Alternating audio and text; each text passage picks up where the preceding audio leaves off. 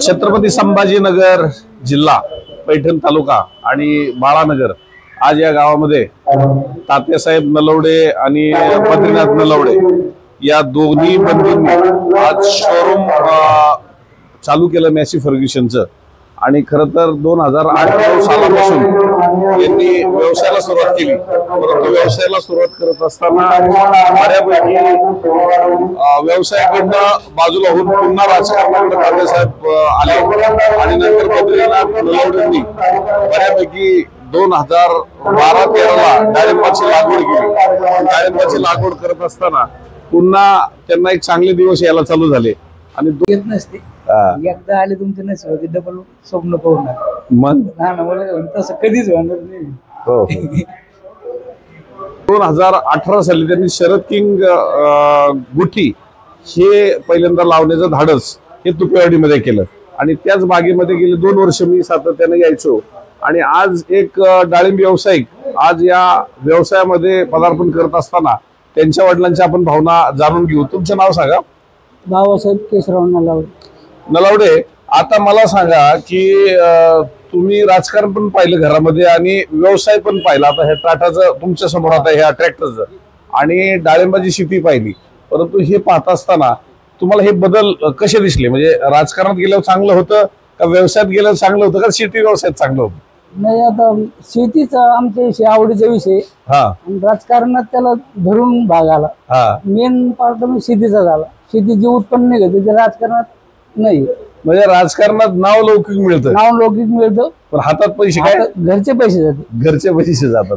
पण बऱ्यापैकी घरचे पैसे जात असताना तुम्ही एक समाजामध्ये एक चांगलं स्थान निर्माण केलं की शरद किंग गुठी हे विठ्ठल भोसलेंनी जे चालू केलं त्याचं नवीन व्हरायटी आणि ते तुम्ही पहिल्यांदा लावण्याचं धाडस केलं। पहिल्यांदा 2018ला।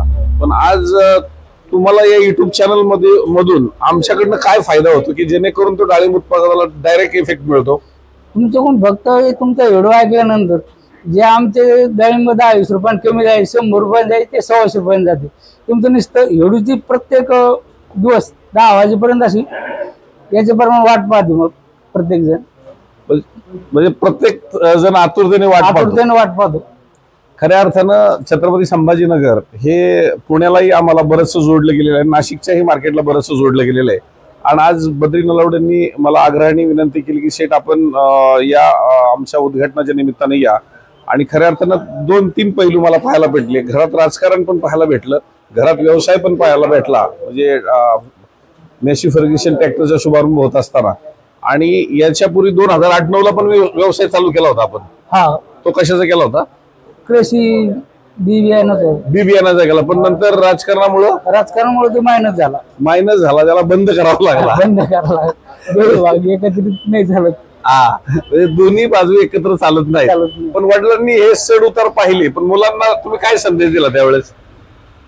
मुलांना ते काय ज्यावेळेस ते शेती करायला लागले त्यावेळेस कळून चुकलो शेतीत जो पैसा निघतो तो राजकारणात फक्त मोठेपणा मानपान एवढंच होतं, याच्या पलीकडे काही नाही। खऱ्या कोटीने पैसे कमायचे असले शेतीच करायला पाहिजे। कोटीने पैसे कमवायचे असेल तर शेतीच करावी लागेल। राजकारणामध्ये भवितव्य जास्त नाही, राजकारणामध्ये आपला खिशातला पैसा घालावा लागतो। आणि बऱ्यापैकी 2008-9ला बी बियाणं शेती ह्याचा खत औषधाचा व्यवसाय चालू केलेला बराचसा उधार पण वाटावा लागला असेल राजकारणात यायचं म्हणल्यानंतर? ते चालूच असतं। उधार वाटला नंतर राजकारणात माणसं सांभाळायची म्हणलं जोर पण देता येत नाही वसुलीचा, आणि त्याचाच फटका आपल्याला व्यवसायात बसतो।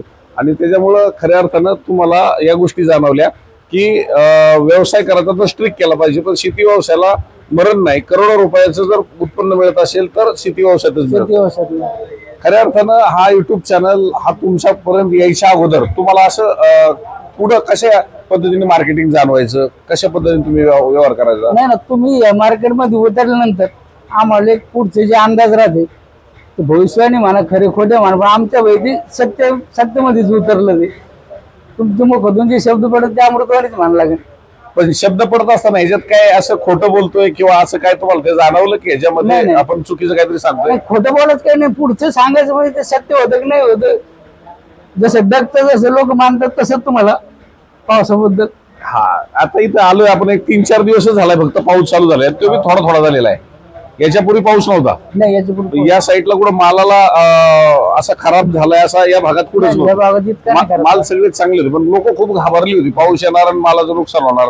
हा घाबरल्यामुळे लोक सौदे करीत होती, मार्केटला माल नेत होते हा. लवकर.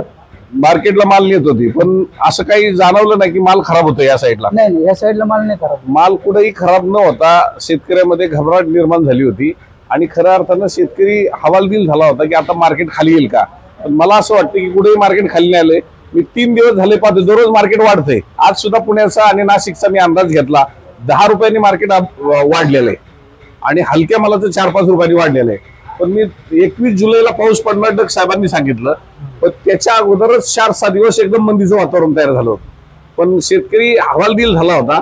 मी बिंदास सांगितलं माल कुठेही चांगले नाहीत, घाबरू नका. आजही 150, 150, 200 रुपयाचे सौदे होत आहेत.